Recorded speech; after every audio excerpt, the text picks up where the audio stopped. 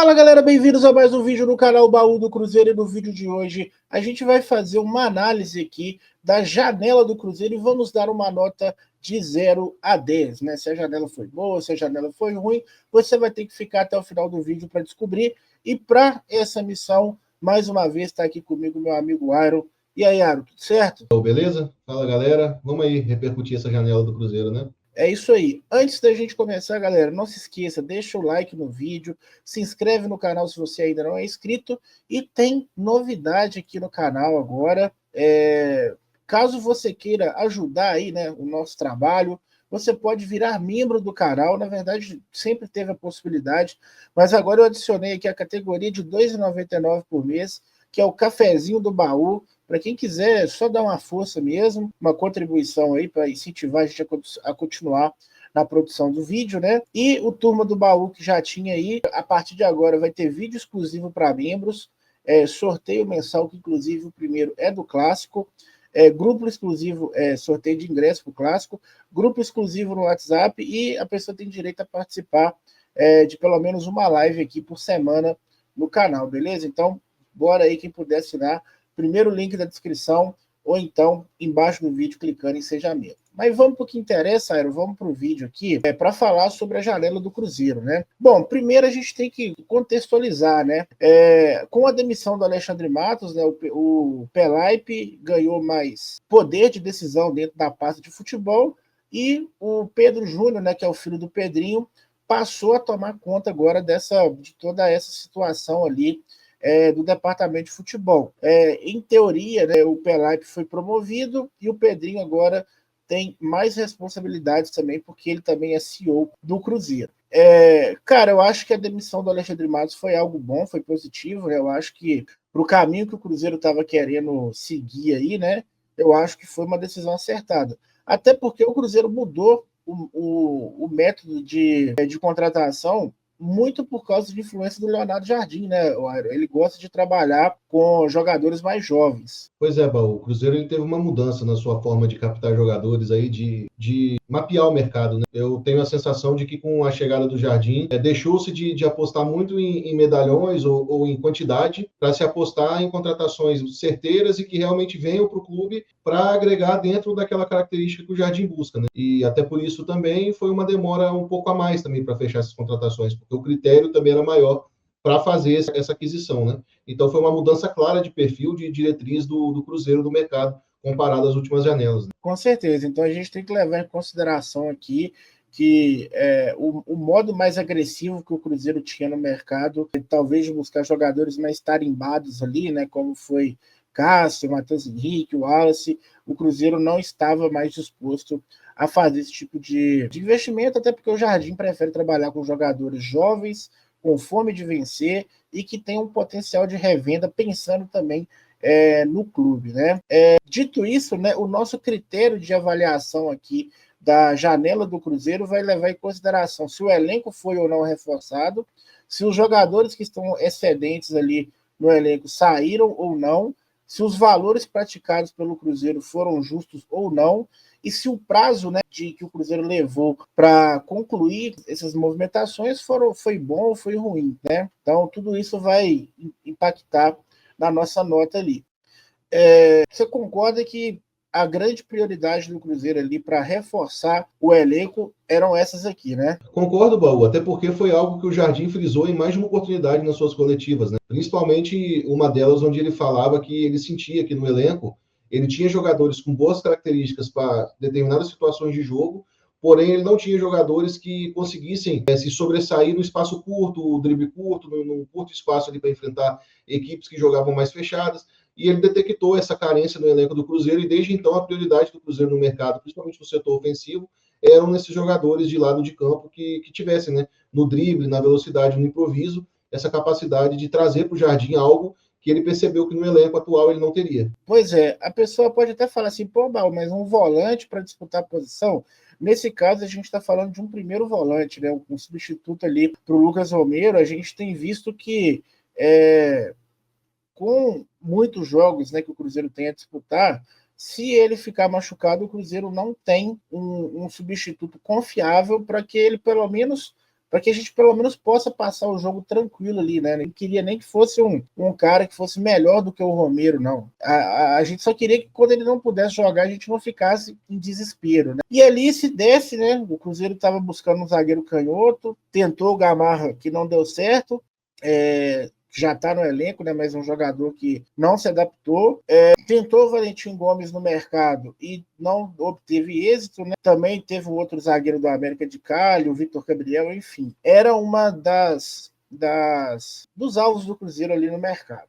Quem que precisava sair aqui na nossa avaliação, né? Porque o elenco estava um pouco cheio, né? E de jogadores que não recebiam minutos, né? Aí a gente está falando do Gamarra, do Wallace, Lautaro Dias e Rodriguinho. A gente até chegou a discutir aqui a possibilidade também de emprestar o Japa, né, para ele ganhar mais minutos, mas a gente chegou à conclusão de que eu acho que o Japa, a questão dele é mais física, né, que ele só vai estar apto fisicamente mesmo quando ele fizer uma pré-temporada. Eu acho que esse ano está meio de lado aí para ele, mesmo que ele fosse para outra equipe, talvez ele sofresse também com essa adaptação. Quem que chegou pra gente aqui, né? Até que o Cruzeiro começou a janela de um jeito e terminou do outro, né? Luiz Sinisterra, o ponta, né? O Kenny Arroyo, o ponta.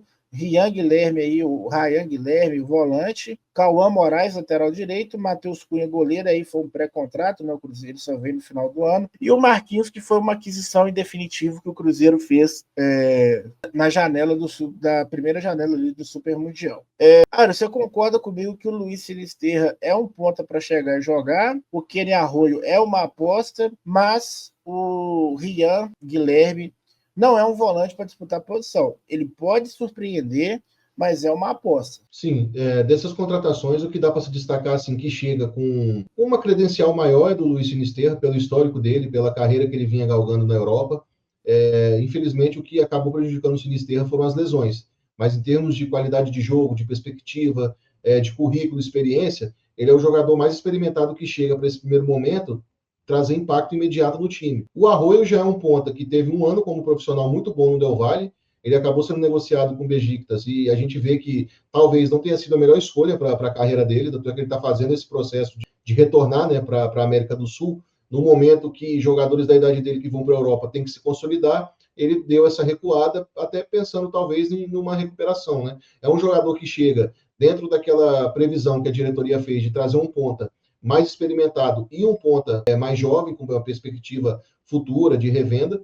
E aí a gente pensa, né, Paulo, que até pelo que foi dito pela diretoria, seriam somente esses dois jogadores. Eu acredito que tanto o Rian Guilherme quanto o Cauã Moraes estão dentro daquela questão de oportunidade de mercado. O Cruzeiro visualizou um cenário onde foi possível fazer essa manobra, né, de trazer esses jogadores, ambos com contrato longo, de, se não me engano, 5 temporadas, ambos por valores módicos, se você pensar que são jogadores jovens, que se renderem aqui, jogarem um bom futebol, podem somar quantias boas para o Cruzeiro, além do retorno técnico esportivo. Então, foram duas contratações que não estavam inicialmente no radar, mas que se tornaram viáveis pela oportunidade de mercado e também pelo trabalho de scout do Cruzeiro, que mapeou esses jogadores e viu a possibilidade de fechar com eles, né? Butado. É isso aí, Aro. E os jogadores que saíram, né? O Rodriguinho e Lautaro Dias por empréstimo, né? Cara, antes da gente passar para o próximo slide aqui, galera, se você está gostando do vídeo, deixa o seu like, deixa o seu comentário, se inscreve no canal, dá essa força aí para a gente, beleza? Bom, de tudo que a gente olhou aqui, a gente elencou aqui que os itens que vão tirar pontos, a gente está numa escala de 0 a 10, né? Os itens que vão tirar pontos aqui da nossa janela é o tempo gasto das contratações, o volante reserva é uma aposta, o Wallace não saiu, o Gamarra não saiu e a compra do Marquinhos, né, que na nossa opinião foi um equívoco do Cruzeiro ali, mas que a gente vai fazer algumas ponderações aqui a partir de agora. O tempo gasto nas negociações. Eu tirei meio ponto, Aaron, porque eu acho que a nova metodologia do Cruzeiro de negociação, ela é correta, o filtro é mais fino, logo tende a ser mais demorado. Porém, não dá para deixar de tirar ponto, porque a gente precisava que algum desses jogadores já estivessem disponível há mais tempo. A gente pode ter perdido alguns pontos do campeonato por causa disso. Então eu vou tirar meio ponto ali só para falar que não tirei, né? Mas eu entendo que o novo método de negociação da diretoria, e considerando também que a gente está com o Pedro Júnior, que é um cara novato no mercado ali, pode ter sido um fator, mas de modo geral, o Cruzeiro não deixou de contratar ninguém por causa que o prazo acabou também, né? Deu tudo certo ali dentro da margem que a diretoria colocou e até surpreendeu, né? Porque eram 2 jogadores que viraram 4, né? Já para essa temporada. Outra coisa, né? O volante é uma aposta. Eu tirei mais meio ponto porque a gente precisava de um volante que disputasse posição. Ele não chega com essa marca. Ele chega com um cara que é uma aposta e como toda aposta é 50-50, né? Pode dar certo, pode não dar certo. Mas a gente precisava, na teoria, de um jogador mais pronto, mas o movimento do Cruzeiro é válido.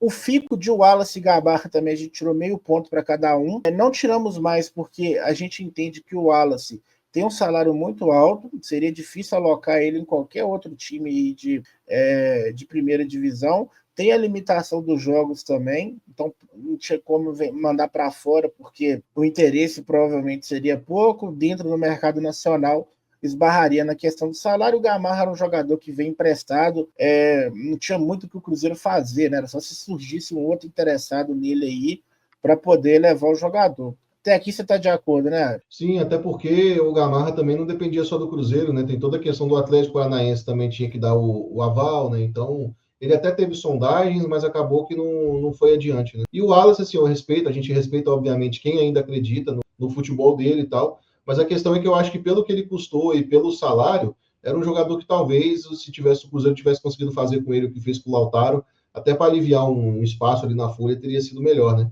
Mas você já trouxe os motivos aí também dessa dificuldade de poder negociá-lo. É isso aí.